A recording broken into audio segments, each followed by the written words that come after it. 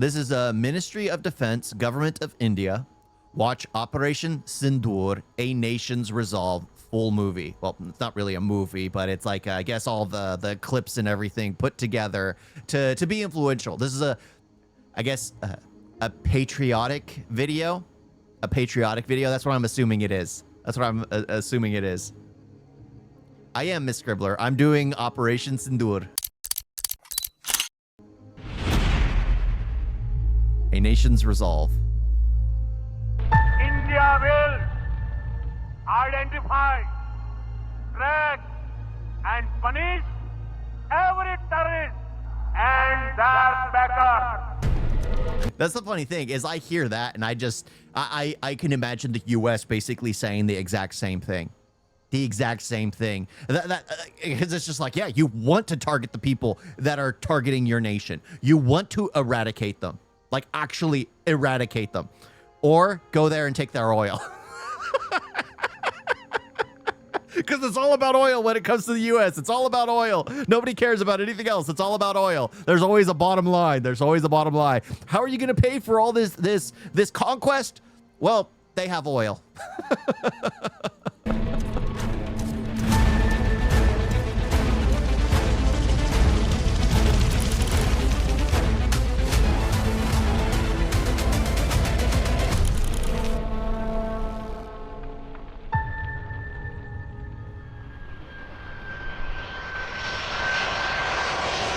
Yeah, true. There's a difference between fight for one's people and using it for a valuable asset. I believe in defense. I truly do. Or strategical strikes, knowing the information and targeting first. Like in the beginning, the whole Iran situation, removing a dictator from the map, like what they did in Venezuela. Sure. But now it's becoming all about oil. Of course. When the U.S. gets involved, it always becomes about oil.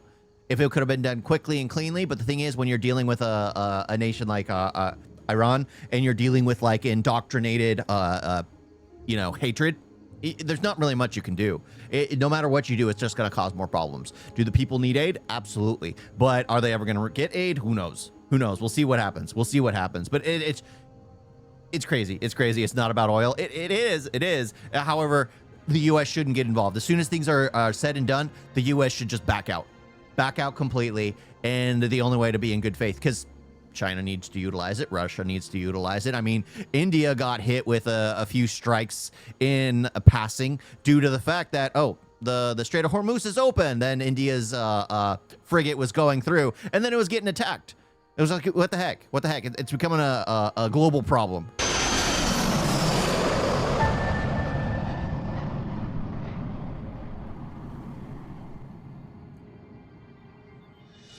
Operation Sindoor केवल एक सैन्य कार्रवाई नहीं, बल्कि यह भारत सरकार के whole of government approach का जीवंत प्रमाण था, जहां पॉलिटिकल विल और मिलिट्री पावर ने आतंकियों पर एक साथ निर्णायक प्रहार किया। हमारी सेनाओं ने अद्वितीय समन्वय, साहस और सटीकता के साथ यह सिद्ध कर दिया कि जब आवश्यकता पड़ती है तो हमारी सेनाएं किसी भी दुस्साहस का मुंहतोड़ जवाब देना जानती हैं। यह ऑपरेशन इस बात का सबूत है कि नया भारत हाथ पर हाथ धरकर नहीं बैठता, बल्कि पक्की रणनीति, मजबूत संकल्प और पूरे सामर्थ्य के साथ दुश्मन को उसकी भाषा में ही जवाब देता है। ऑपरेशन सिंदूर ने यह स्पष्ट कर दिया कि जरूरत पड़ने पर भारत न तो समय देखता है और न ही कोई सीमा। भारत अपने द्वारा तय की गई समय सीमा में दुश्मनों को नष्ट नाबूद करने की ताकत रखता है।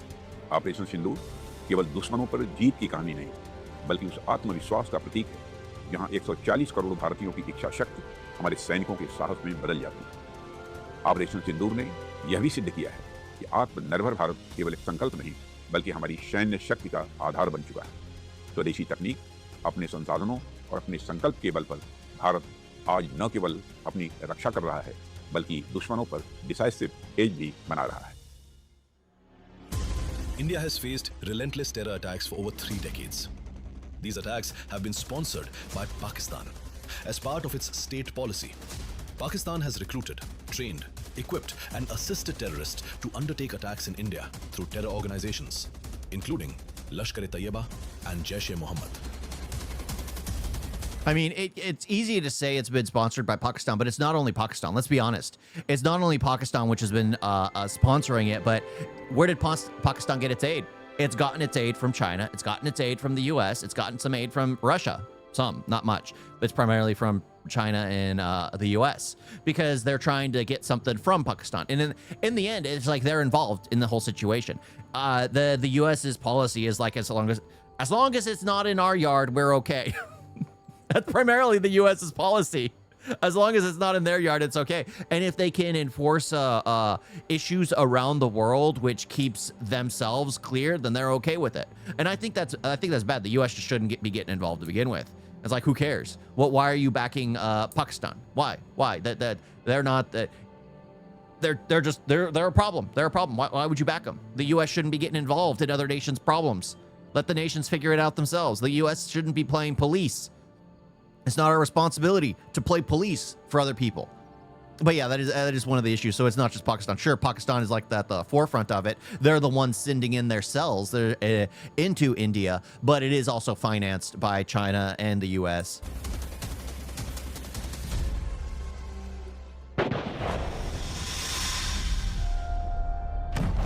The Mumbai terror attacks of 2008 were a coordinated assault that struck India's financial capital, leading to loss of many innocent lives and damage to property. This is the face of terror. A 21-year-old boy from Pakistan. The attack was linked to Lashkar-e-Taiba, a group operating with impunity across the border in Pakistan. India submitted proof of Pakistan's involvement to the world, but the perpetrators linked to Pakistan stayed free. In 2016, the Pathankot airbase was attacked. This was Pakistan targeting a strategic military installation, and the attack was executed by the Jaish-e-Mohammed, a proxy extension of the Pak Defense and Intelligence Establishment. Terrorists were neutralized by Indian Defense Forces at the base itself. India chose diplomacy, seeking joint investigation, but Pakistan's inaction exposed its duplicity. That same year, in a pre-dawn strike, heavily armed terrorists attacked the Uri army base, killing soldiers. This attack was linked to Jaish-e-Mohammed and marked one of the deadliest assaults on the Indian army. आतंकवादी कान खोल के सुन ले, ये देश इस बात को कभी भूलने वाला नहीं है. India retaliated with surgical strikes and destroyed terrorist camps. In 2019, Pulwama terrorist attack shook the nation. A suicide bomber rammed an explosive-laden vehicle into a convoy of security personnel, killing over 40 paramilitary personnel. Once again, Jaish-e-Mohammed claimed responsibility, reinforcing the persistent threat emanating from across the border. India responded by launching airstrikes on terror infrastructure at Balakot.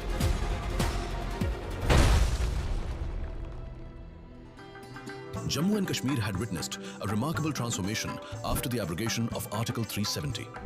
This progress, however, posed a direct challenge to Pakistan, who had inimical designs and was focused on using terrorist groups to keep the region unstable.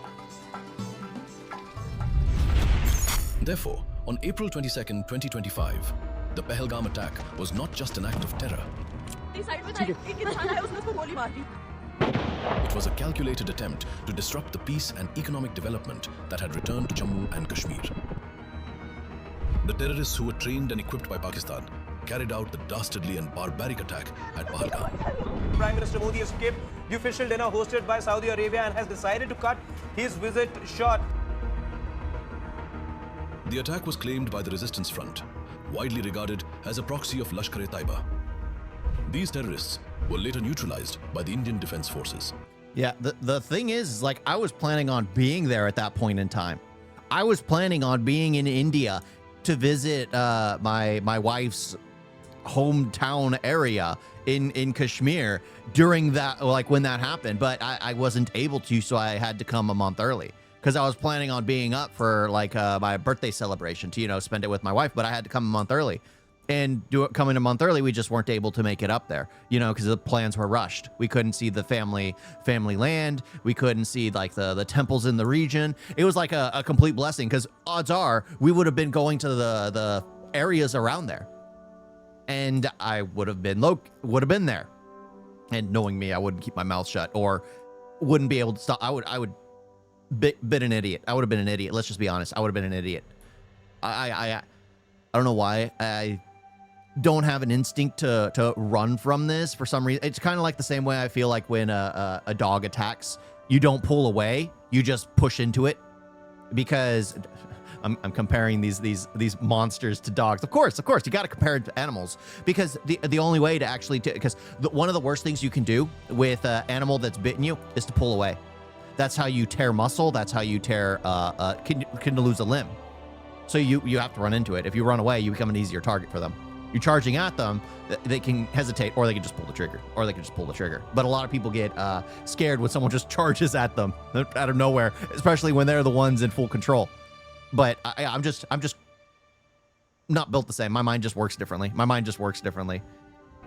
And I've had a bit of training, so I understand. Like, of course, I'm not an agent of any kind, but I just have more of a understanding, given where my mother comes from, given like my training growing up, going through like combat classes and things like that, understanding like weaponry, firearms. I just learned that stuff because it's like, it's good to know.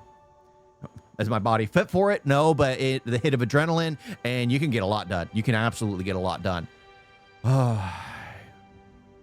Suleman उर्फे Faizal Afghan और जिब्रान तीन British Muslim. Operation Mahadev में मारे गए. It was time that India had to send a message that terror will not go unanswered, a message that those who orchestrate violence will be held accountable, and a message that India will defend its sovereignty with clarity, capability, and unwavering resolve. For long, India has suffered the pain of Pakistan-sponsored terrorism, but it has also forged a nation that stands united against terror, resilient, determined, and prepared to act when it must. In the days that followed the Belgaum attack, high-level meetings were chaired by the Honorable PM that discussed various options. Eradication. The Raksha Mantri and the National Security Advisor, in close consultation with Indian intelligence agencies and the Chiefs of Staff Committee, assessed the situation and charted the way ahead. Detailed deliberations followed. The guiding principle was unambiguous. Only terrorist infrastructure would be addressed. A large number of terror targets were considered, which were eventually narrowed down to 9. The Indian Defence Forces over the last few years have undertaken various exercises to enhance jointness, integration, and interoperability. These assisted when the moment of crisis arrived. Once the objectives were clearly defined, the execution framework was set. Commanders were given complete operational freedom, empowered to determine the intensity of response and to choose the time and place best suited for maximum effectiveness. हमने आतंकवादियों को मिट्टी में मिलाने के लिए भारत की सेनाओं को पूरी छूट दे दी. A comprehensive escalation matrix was discussed, deliberated, and clearly drawn out. This ensured that actions were not reactive, but calibrated, prepared, and controlled. A system that combined political direction, intelligence inputs, and military capability into a single, coherent strategy. It's nice actually seeing all factions working together. In the U.S., I mean, it's hard to get even police department and firefighters to work together. I mean, that's always the joke in like films and shows, because yes, they do work together, but there's like a rivalry as well. Healthy, but not all the time. But yeah, seeing them work together and just plan an assault, and yeah, I'm all for that. What is the saying where kill 100 people and it's just seen as a footnote? You kill one person and it's seen like a catastrophe. Or, no. You kill 100 people, it's a statistic. You kill one person, it's a tragedy.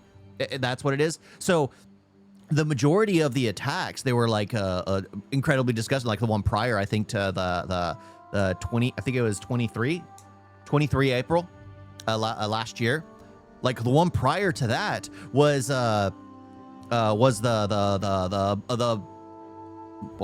bombing of the military transport, where 40 soldiers were killed. That was a statistic.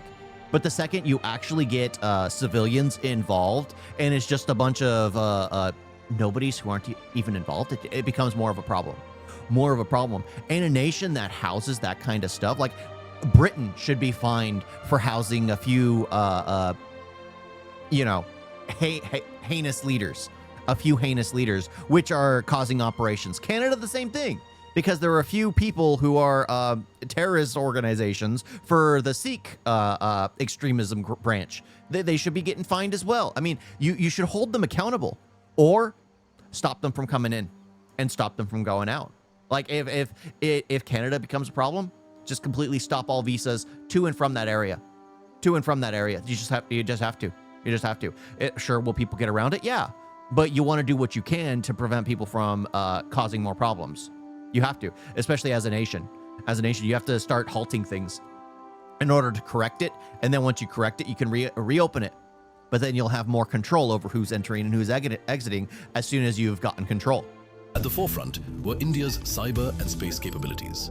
Even before kinetic actions commenced, cyber assets were actively employed to monitor Pakistan's critical systems. Simultaneously, space-based assets were repositioned to enable multiple revisits over areas of interest with the help of ISRO. India's intelligence agencies also sprang into action. At the heart of this integration was the Joint Operations Control Center, supported by a robust and secure joint communication architecture.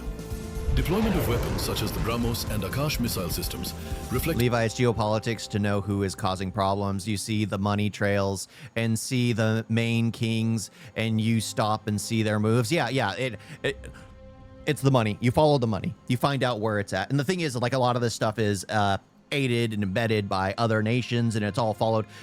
That's why you have to stop the flow of money. You have to stop the flow of money that comes from those locations. Well, especially to them. If you can shut them down at any cost. You guys have Elon Omar. Donald hates her, though. Everyone hates her.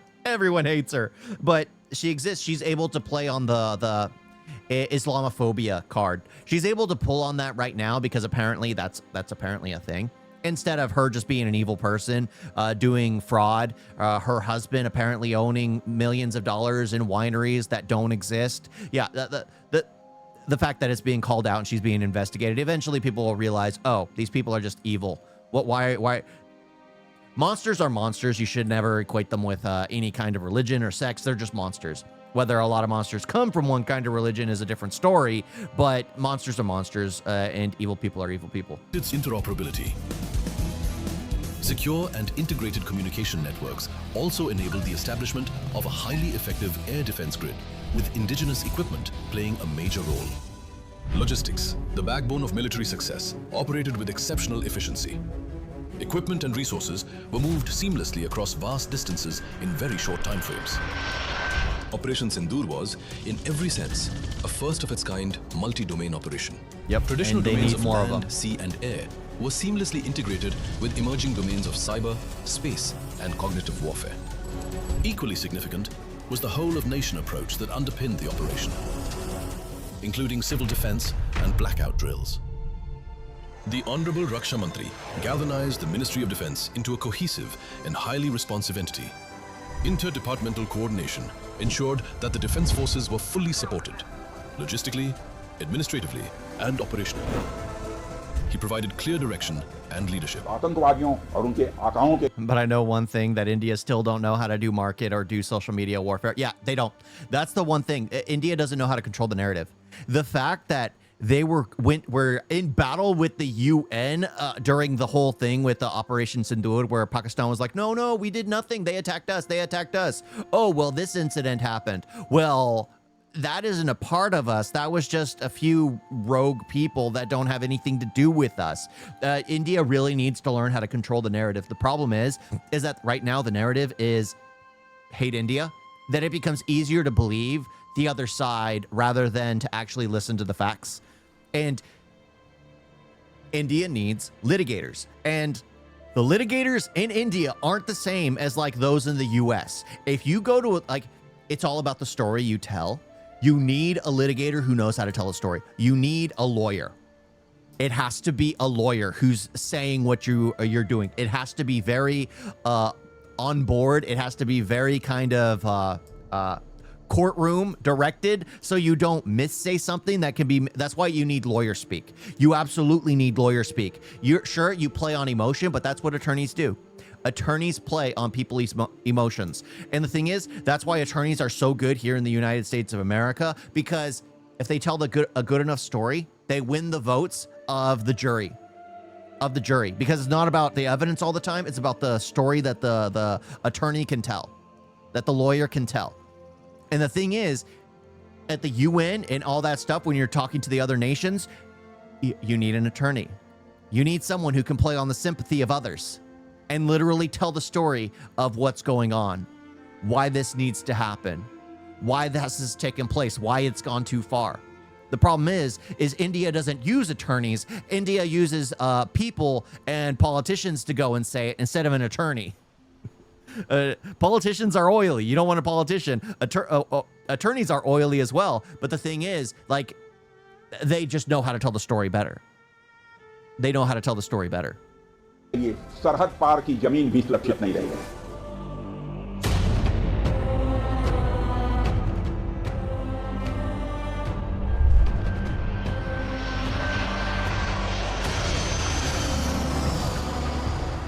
India launched precision strikes, commencing at 0105 hour.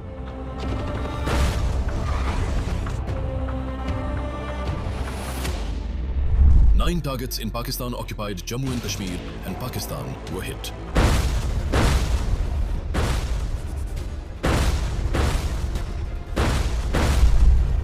The attack lasted 22 minutes. The plan and attack timings was measured and non-escalatory to prevent civilian casualties. The strikes were backed by a silent yet potent maritime posture. The Indian Navy had pre-deployed its potent submarines and the carrier battle group to ensure total sea-based deterrence. On culmination of the strikes, Indian DGMO informed Pakistani DGMO that Operation Sindoor strikes have been undertaken against terror targets, and any retaliation by Pakistan would be considered as escalation and responded accordingly. India also offered to commence talks. Pakistan refused to talk and threatened India of military actions. The targets were chosen to seek justice for the numerous terror attacks undertaken by the LET and JEM and other terrorist organizations over the years. See, and that's the thing. That's how you have to label it. It has to be in retaliation for terrorist organizations. You have to say it. You have to say it because people will always, like, just like they do in the US when they're going around rounding up illegal immigrants, they always refuse to say illegal. No matter how many times you put emphasis on illegal, they will always say immigrant. They refuse to acknowledge the illegal part. They say immigrant. So people who see this video, I'm pretty sure there'll be people who react to it. They will refuse to say terrorist. They will just say attack or Pakistan. They will refuse to say terrorist. But that's the thing. That's the key motivator behind the whole thing. The key motivator is acts of terrorism have happened towards India. India is fed up with its pacifistic nature that it's now wanting to attack. And that's something I absolutely agree with. I think like the Gandhi mindset was poisonous, absolutely poisonous. I think that kind of poison would eradicate any nation, would lead any nation to fall apart. That's why I'm glad, like, even though the US has people that believe in like peace, do no harm kind of mindset, you can't. Every now and then you're driving through town and then you see a bumper sticker on the back of a truck that says freedom isn't free. It isn't. You fight and die for it. You fight and die for it. That's how you get it. That's how you get it. But the thing is like you have to put emphasis on the words terror. You have to put emphasis on these words. And you have to make sure that people never shut those words out, because this is absolutely in retaliation to those things. And I like, if my wife was here, she'd have stories of what she went through because she was there in J&K when the power went out. She was there as the drones were being bombed, or as the drones were coming into India and they were exploding right above her head. Her house was shaking due to the ordnance, due to the explosions in the sky and the ordnance firing off the ground, because, you know, when they shoot, they shake the entire earth. Her house was shaking. She lived through that. I personally felt like I dodged a bullet because I was planning on being in India, in that area when that attack happened.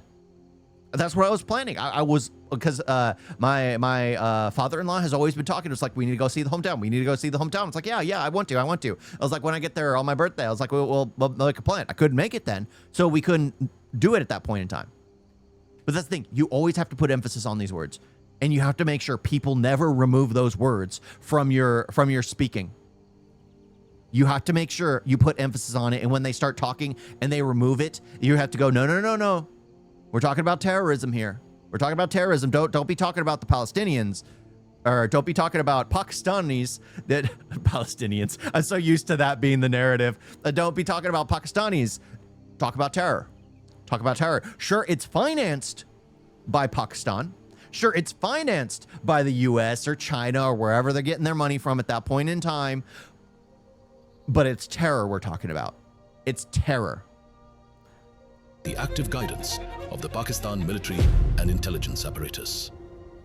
Pakistan, true to its nature, started with misinformation campaigns and peddled falsehood about India targeting Pakistani civilians to hide their inadequacies and failure. The Indian strikes were immensely successful and eliminated more than 100 terrorists, along with terror infrastructure.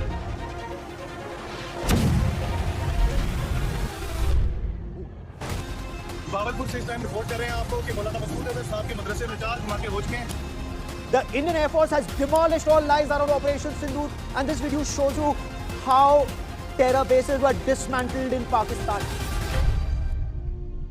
India relied only on transparency, truth, and reported facts. The presence of Pakistan army officers at the funeral of LET terrorists killed at Muridke is explicit evidence of the Pakistan state apparatus being hand in glove with the terror organizations. Rattled by India's... That's the thing. It's just like they hand more ammunition to India. They hand over more ammunition. Like that's how I would be if I was like if I was the president of the United States, or like if I was in charge of the prime minister of India, and I had these evil, heinous leaders taken out, like removed from society, who were absolutely abhorrent. And then you see their funeral marches, and then you see political leaders. Well, guess what? I'd order their heads next. Why? Because they're in on the... You continue removing the snake of the head, like the heads of the snake. You have to cut all heads of the Hydra in order to kill the Hydra, because they keep growing back way too quickly. You have to remove them all in order to kill the body. You have to remove them all. That's the thing. It's like every single time you just... there's a funeral, remove the next one. There's another funeral. It's like, all right, we got a picture. Here's 7 people. They're all leaders. Oh, here's some political leaders. We'll have to eradicate them all. Does it sound bad? Does it sound too far? Yeah. But the problem is, it's like that's where we've gotten to. We've gotten to a point, like that's how I see it in the U.S., where violence and crimes have been allowed to flourish for so long that we have to go extra far until people learn their place. And then you can ease back a bit, being like, all right, they know their place. Now people are less likely going to be stupid, because the second they do something stupid, they know what's going to happen. Kind of like a kid, like the gentle parenting nonsense isn't going to work. India was being a gentle parent towards Pakistan. Look what happened. They became a selfish kid who's out of control. Now they need to be an actual parent and spank them into place. Kind of like how the U.S. is with most nations. It's like, oh, you're being a child. We're going to spank you back into place. The U.S. has always been been that way. More of a bully than a parent, but at the same time, it's like you have to spank them back into place. Have to have them know their place. It sounds bad, but that is sadly the truth. You have to go too far so that they know not to mess with you. Look at World War II. We went so far that Japan is one of our strongest allies, but we went so far that it's one of the most abhorrent things to ever happen on the planet. One of the most heinous acts. So many lives lost. So many lives lost, done in 2 acts. The dropping of 2 atomic bombs. So many lives lost. But we went that far for the world to know, or for at least them to know. It's just like, all right, we need to cut back. We need to cut back. The sad thing is, it's like sometimes you need to go to that extent. You need to go to that extent. I mean, that's why like the Godzilla movies came out. Like Godzilla in the first film is always destroying Tokyo, is always destructive. And then the second film comes out, he's more of a guiding, nurturing parent to Japan.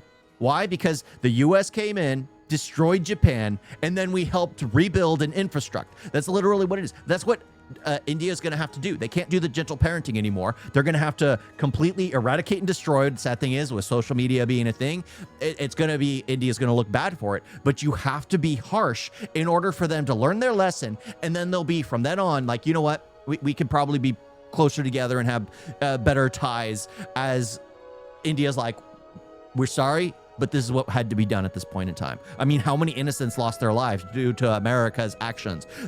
Sure, there were some military bases, but the majority of people that lost their lives weren't military soldiers. They were innocent soldiers. Innocent soldiers. They were innocent civilians. But India's going to have to take it to that extent, because Pakistan will never learn. That's why if I was the prime minister of Pakistan and I saw that photo come out, and like, they're respecting this evil human being, eradicate the next group. And then if they do it again, eradicate the next group. And then they do it again, eradicate the next group. And when they stop respecting the dead, and then they just burn them, like, all right, let's just burn these people. They don't deserve the respect of a funeral. Then you're like, you know what? Let's go and talk with them. That's just how I see it. That's the only way it's going to work. Because nations are children. Nations are absolute children. When they misbehave, you have to spank them. You can't do this gentle parenting nonsense. It doesn't work. It'll never work. Precision strikes, Pakistan resorted to indiscriminate firing. The firing did not differentiate between India's military and civilians, and targeted local population and their property. They did not spare even religious sites. Pakistan, despite being warned, behaved irresponsibly and escalated the situation with infiltration of drones in Indian airspace and intense cross-border firing on Indian military targets. The Indian air defense grid and counter-UAS deployment neutralized enemy drones, and a cross-border firing caused widespread destruction of enemy posts. My wife saw Indian the lights in the sky. thwarted the enemy actions effectively.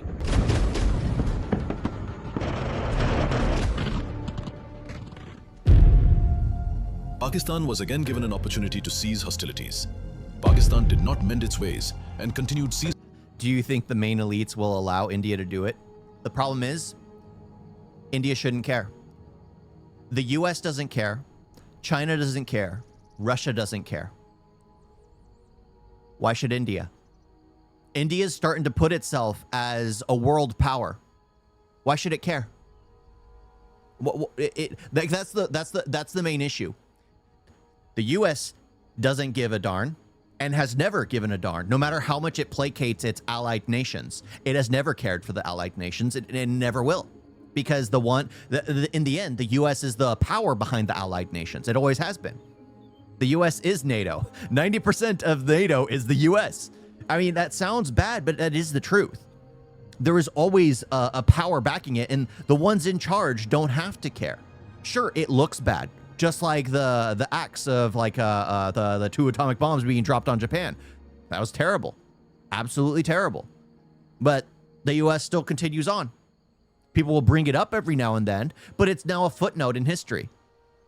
Nobody really talks about it as much anymore. Too much time has passed.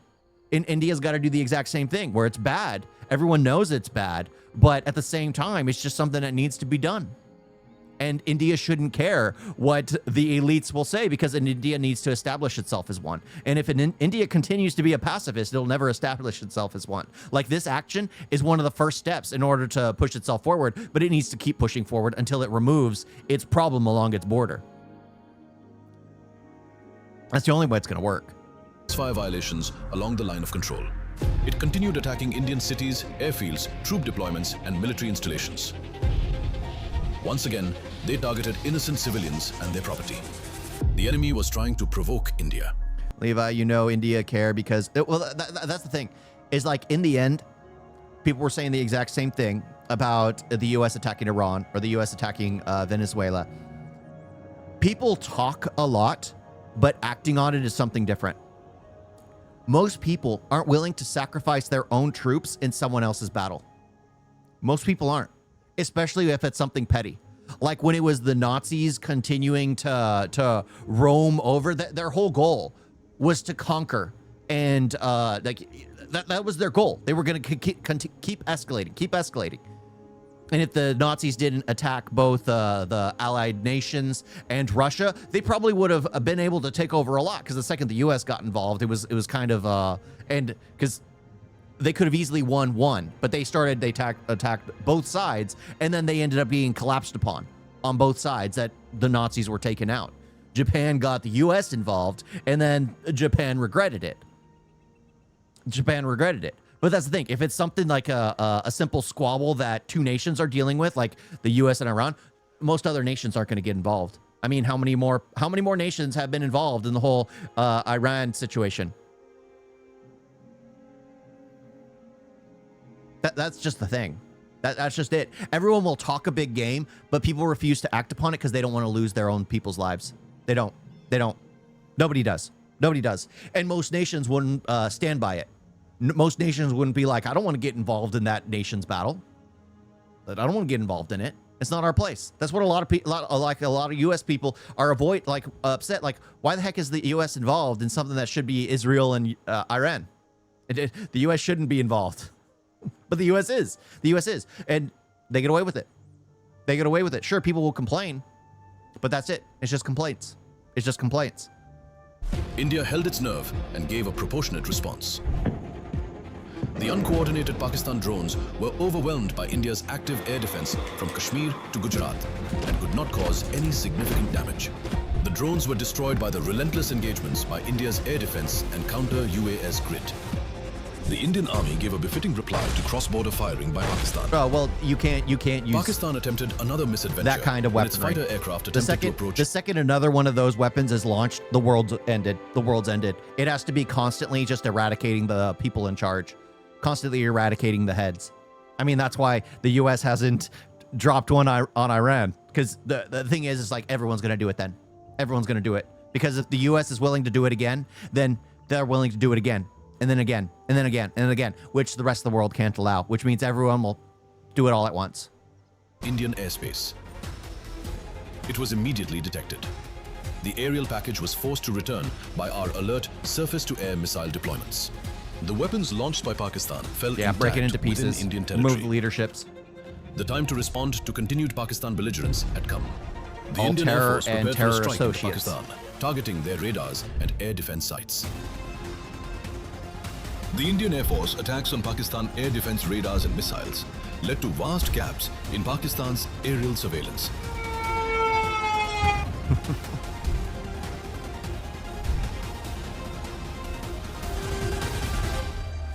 Pakistani drones continued with violation of Indian airspace.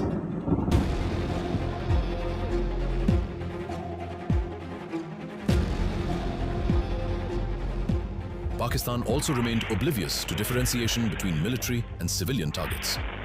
India responded appropriately and rationally. Indian Army and Border Security Force targeted the Pakistani bases and locations being used for cross-border firing. The Pakistani air defense sites were also targeted. The Indian strategy was to create resistance-free corridors in the Pakistani air. Yeah, I agree. Pakistan, no other neighbor has a decent enough military, except for China, but China's not really going to get involved because they don't want to deal with it. Bangladesh is on all four sides. Yeah, and the only reason Bangladesh is an issue, Pakistan. You get rid of the root of the problem, and most other problems along India's border go away. That's the thing. You have to remove the heads of the Hydra. Airspace to assist future operations in case Pakistan did not cease hostilities. The loss of Pakistan's surveillance capability caused disarray in their assessment of the battle situation and response mechanism to the Indian Air Force attacks. Pakistan was left numb and blinded. The Indian Navy, along with Coast Guard, was maintaining its positions in Arabian Sea and ensured sea control. The reconnaissance aircraft, supported by space assets and intelligence networks, kept Pakistani ports under constant surveillance. India continued to dominate the escalatory ladder because you have to remove the ones that poison the well. Intelligence grid. Pakistan leadership was found peddling falsehoods and were constantly getting fact-checked by the world media. Meanwhile, it was revealed by Indian intelligence agencies that Pakistan was planning to launch Operation Bunyan and Marsoos against India. India started preparations for a retaliatory strike if Pakistan undertakes any escalatory operation. Pakistan launched missiles, rockets, drones, and air-to-surface missiles on Indian airfields. These missiles were successfully intercepted by Indian airfield air defense systems. Indian Air Force launched counter-strikes on Pakistan's important forward and depth bases, for which the corridors were cleared earlier. Indian Air Force targeted air bases of Noor Khan, Murid, Sargodha, Rafiki, Rahim Yar Khan, Jacobabad, Sakkar and Bhulari. These bases were struck preemptively as Pakistan was preparing to use them for Operation Bunyan and Marsus. The strikes destroyed strategic assets like the airborne early warning and control aircraft, transport aircraft, UAVs, and large number of fighter jets. Indian Air Force's S-400 air defense system successfully targeted enemy aircraft at more than 300 kilometers. These strikes were not merely a tactical blow. It was a strategic message that India has the reach, the intent, and the means to respond decisively. Bholari airbase पे ये दो धमाके हुए हैं। वो ये सामने धमाका हुआ है। घर के ऊपर खड़ा हूँ, ये सामने अभी धमाका हुआ है, अभी।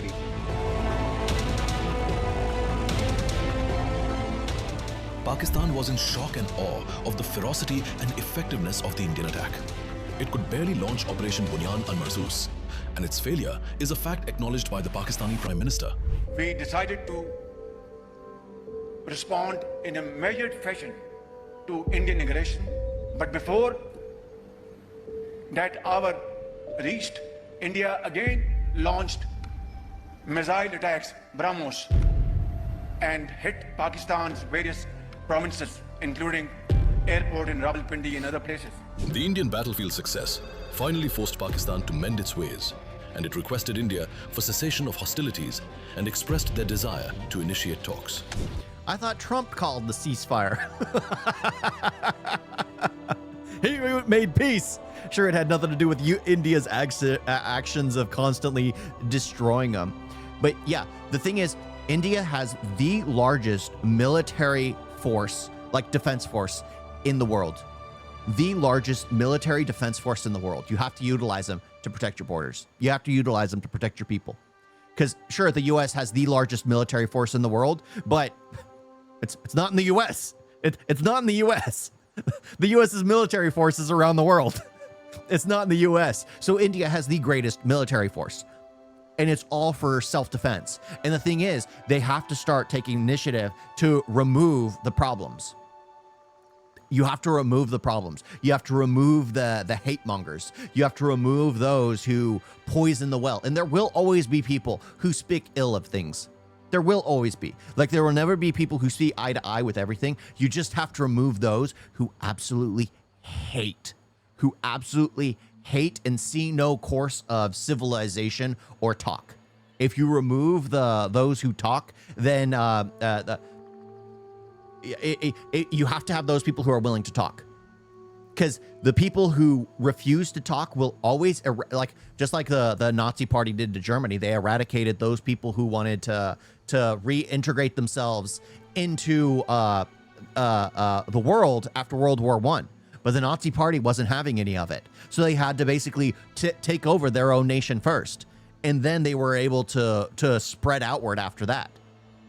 They spread outward after that because it was like, no, they were hit too hard. They were hit too hard. And that's the main issue. That's the main issue. It's just like you have to have people in charge who are willing to continue to talk. You have to constantly eradicate those who don't want to speak, because those who don't want to speak will eradicate those who do want to. They despise those who believe in common course. Like, I am an absolutely hated person from people on both the right and the left, because I want to talk to people on both sides. I want to see both sides. I want to learn both sides. Sure, I agree with more. I'm more conservative because I believe in the right to free speech. I believe in the right to bear arms. I believe in I'm more pro-life, of course.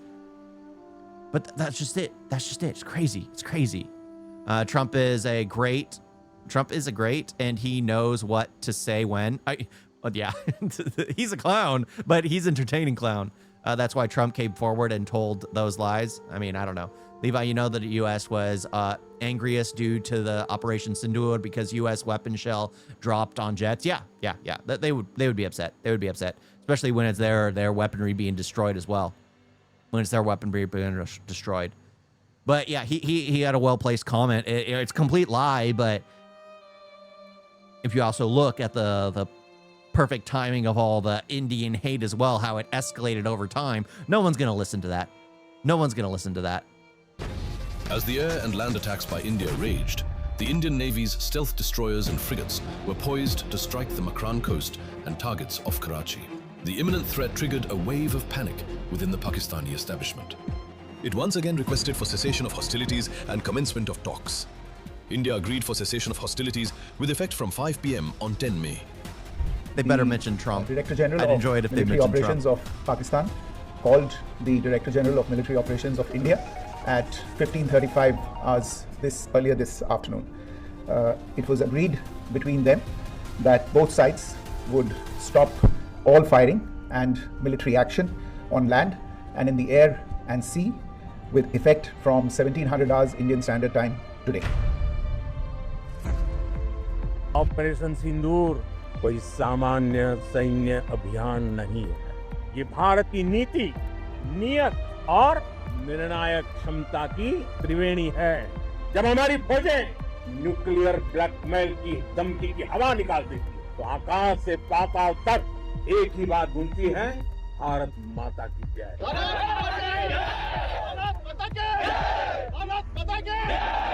We sent a message that our actions were against terrorists and not the Pakistan forces. There was exceptional coordination between the Army, Navy, Air Force and intelligence wing throughout the operations. This is a demonstration of tri-service operational synergy. India always believes in facts. It kept the media and international community informed of conduct of operations and grave Pakistani provocation. इस बार हम आगे की कार्रवाई करेंगे और जैसी कार्रवाई करेंगे कि हो सकता है पाकिस्तान को सोचना पड़े कि उसे इतिहास में भूगोल में रहना है कि नहीं रहना। अगर उसे भूगोल में अपनी जगह बनानी है तो उसके लिए उसका देश जो टेररिज्म को स्पॉन्सर कर रहा है उसे रोकना पड़ेगा। The aggressive posturing and the immediate actions which we took, including deployment of carrier battle group in the northern Arabian Sea, forced the Pakistan Navy to remain either in their ports or airports or close to Makran coast. We were able to strike with precision, with minimal collateral, trying our best not to have any casualties from civilian side, and we were able to bring them to their knees in actually speaking one night of intensive operations. The success of India's indigenous equipment in Operation Sindoor established India as a major hub of defense equipment manufacturing and led to large-scale increase in export of India's indigenously manufactured defense equipment. You know, there's no bigger showcase for your own capabilities and your own weaponry than actually successfully destroying the opposition. This was one of the best ways to show its wares to the rest of the world. Now everyone else is like, you know what? Maybe we should get some of that AI technology, you know, their defense capabilities, maybe some of their military weaponry, because it's all it's all self-designed, if I'm correct. All the new modern technologies is all primarily homemade. It's all primarily homemade. Different from all the wars India has fought up till now. The operation demonstrated the ability of Indian armed forces to conduct multi-domain operations, a capability created through jointness, integration, and capability building in the new domains of warfare. We dominated the enemy in all domains and dimensions of the conflict. Operation Sindoor also demonstrated superior situational awareness at every level of escalation. The battlefield transparency that the Indian forces achieved over each of its missions, their results, and what we denied to the enemy helped us to prevail on a winning note. Clear political directions, seamless coordination with other instruments of national power, and use of indigenous technologies and platforms helped us to achieve politico-military objectives identified for the conflict. A year on, Sindoor stands as a victory of facts over false narratives and professionalism over antagonism. When India decides, India delivers decisively, responsibly, and on its own terms. Good, the new normal. पहला, भारत पर आतंकी हमला हुआ तो मुंह तोड़ जवाब दिया जाए। हम अपने तरीके से, अपनी शर्तों पर जवाब देकर रहेंगे। See, it's this right here that makes me feel so like I want to move. I want to move. I can't wait till I can get a place in India and actually live there, because me and my wife will probably be partially there, partially here in the U.S. to spend time with family. But I can't wait. especially with this kind of mindset, that's exactly what you need. That's exactly what you need. You need to put your people first. The defense first. That is the #1 priority. If anyone dares do something, there will be an overwhelming show of force in retaliation. I love it. I love to hear that. I absolutely love to hear that. That's how it should be. हर उस जगह जाकर कठोर कार्रवाई करेंगे जहां से आतंक की जड़ें निकलती हैं। दूसरा, कोई भी न्यूक्लियर ब्लैकमेल भारत नहीं सहेगा। न्यूक्लियर ब्लैकमेल की आड़ में पनप रहे आतंकी ठिकानों पर भारत सटीक और निर्णायक प्रहार करेगा। तीसरा, हम आतंक की सरपरस्त सरकार और आतंक के आकाओं को अलग-अलग नहीं देखेंगे। टेरर और टॉक एक साथ नहीं हो सकते। टेरर और ट्रेड एक साथ नहीं चल सकते। पानी और खून भी एक साथ नहीं बह सकता। That was good. That was good. I like that speech. I like that speech. That was a powerful speech. The way he ended it, doing the they don't mix. They don't mix. You can't have evil people and talking. You can't have that kind of stuff. You can't have that. It's just like, I love it. I love it. I didn't know he had said that stuff. I had no clue. But I got to say, I completely agree. I completely agree with it, India's actions towards in retaliation, especially with me in the mindset of I was planning on being in that around that area during that attack. I'm like, oh yeah, of course, eradicate them, eradicate those monsters, remove them. And everyone knows I'm apparently an incredibly violent person. When it comes to like self-defense and like self-preservation or like the protecting my own, I'm willing to go far and like incredibly far for the brute. I'm willing to be incredibly brutal in order to get revenge. Like if anyone came after my wife, they would wish it was just a bullet to the head. They would wish it was just a bullet, but no, I would take my time. I would slowly just you know, if you've seen like Game of Thrones, where there's that one psychotic dude who plays like cleaning, and he removes that one character's, you know, bodily organ, and then but he like enjoys like peeling people alive, things like that, like very monstrous things that disgust me when I see it. But I'd willing to be going incredibly extent. Like I remember watching the movie Payback. I think it's Payback, and like there's a scene where the guy wants to live because his son was killed, and he's like, I'm gonna get you a blood transfusion and keep you alive even longer to do even more. And I'm just like, well, true. Of course he was the bad guy, but it was the bad guy's son that passed away. But it was just like, yeah, I agree. That's the kind of actions I would take. I'm a bad guy. Oh my gosh. How can you nuclear blackmail someone with nukes launchable from all three medium, air, water, land? Well, the thing is like normally they say they're going to do it. That's the blackmail. You say you're going to do something to get them to do something in retaliation. That's what it is. If you're going to launch it, then there is no blackmail. The blackmail is saying you're going to do it. And India probably keeps track of where all the nukes are in Pakistan, like where they're located, where they're transported to, all that stuff. You guys got a video?